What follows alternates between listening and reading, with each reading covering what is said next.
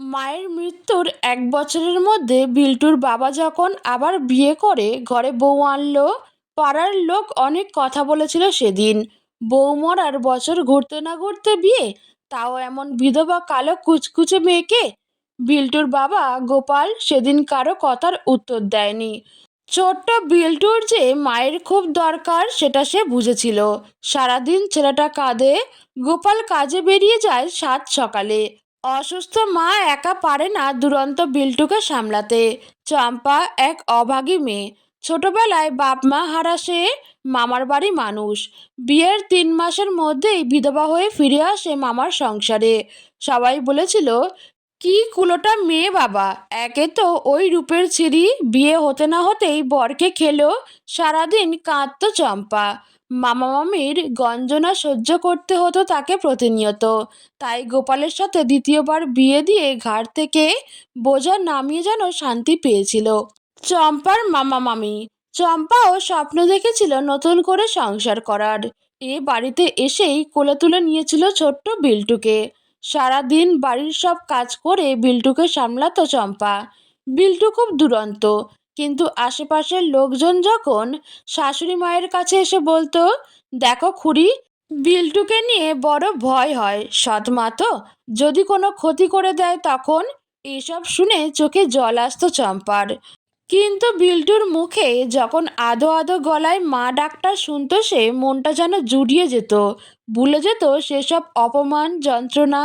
বিল্টুকে মনের মতো করে মানুষ করার স্বপ্ন দেখত চম্পা।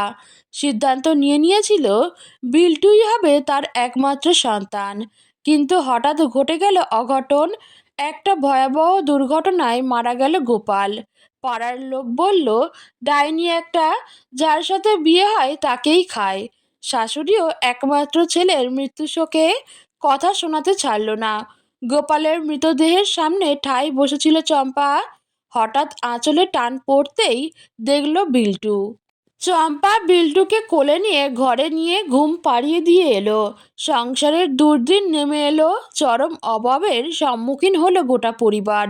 অসুস্থ শাশুড়ি মাকেও বাঁচানো গেল না বেশি দিন। ছেলের শোকে তিনিও শেষ নিঃশ্বাস ত্যাগ করলেন। চারপাশের লোকজন অপমান সহ্য করতে না পেরে চম্পার মনে হতো মাঝে মাঝে দূরে কোথাও চলে যায়, কিন্তু ওই কচি মুখটার দিকে তাকিয়ে কোথাও যেতে পারেনি সে। ছেলে দুষ্টুমি করলে একটু বকলেই লোক বলে, সৎ মা তো, স্বাভাবিক ব্যাপার। চম্পা বুঝতে পারতো না যে কোনো মা তার সন্তানকে শাসন করে না। চম্পা মনে মনে ঠিক করে নিল, বিল্টুকে ফেলে সে যখন বাঁচতে পারবে না, তখন বিল্টুকে সবার চোখের বাইরে নিজের মতো করে নিয়ে বাঁচবে, যেখানে কেউ জানবে না সে বিল্টুর সৎ মা। চম্পা তার বান্ধবী পারুলকে বলল, তুই তো শহরে কাজ করিস, আমার একটা কাজ দেখে দে ভাই, না হলে না খেতে পেয়ে যে আমি আর ছেলেটা মরে যাব। পারুল বলল, ঠিক আছে, তুই আমার সাথে চল, একটা বাড়িতে কাজের লোক দরকার আমার চেনা। চম্পা শহরে গেল পারুলের সাথে বিল্টুকে কোলে নিয়ে। গিয়ে কথা বলল সে বাড়ির মালকিন দোয়েল বোসের সাথে। দোয়েল বোস একজন সিঙ্গেল মাদার, ছেলেকে নিয়ে তার সংসার, বাচ্চাটাকে সারাদিন দেখার জন্য একজন লোক দরকার।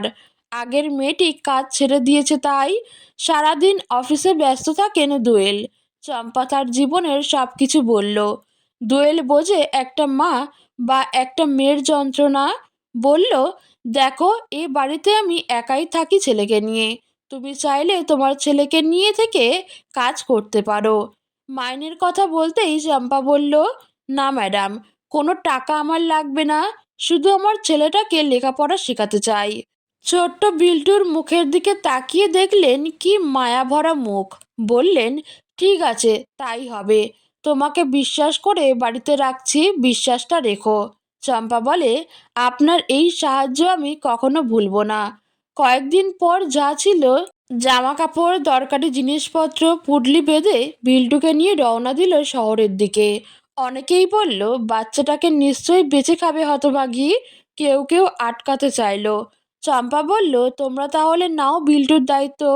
আমার ছেলেটা যখন খিদেই ছটফট করে, তখন কি তোমরা দুটো খাবার মুখে দাও?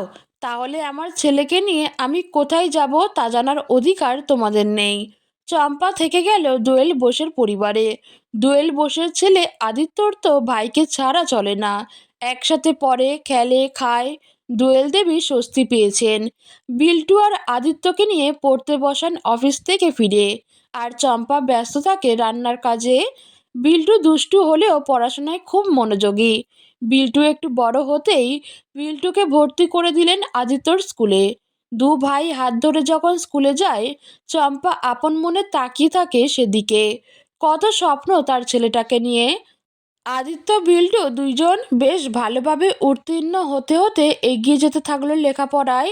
চম্পা দোয়েল দেবীর বয়স হচ্ছে, দুই ছেলেই বড় হয়েছে। আদিত্য ইঞ্জিনিয়ারিং বিভাগের ছাত্র, এখন হোস্টেলে থাকে। দাদাকে ছাড়া একা একা বাড়িতে ভালো লাগে না ওর।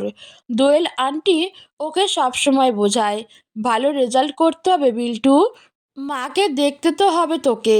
বিল্টু উচ্চ মাধ্যমিকে রীতিমতো ভালো রেজাল্ট করে ডাক্তারি পড়তে চলে গেল হোস্টেলে। সবাই বলল এই বাড়ির দুই ছেলেই রত্ন। বাড়ি ফাঁকা এখন, বড় একা লাগে এখন দুই মায়েরই।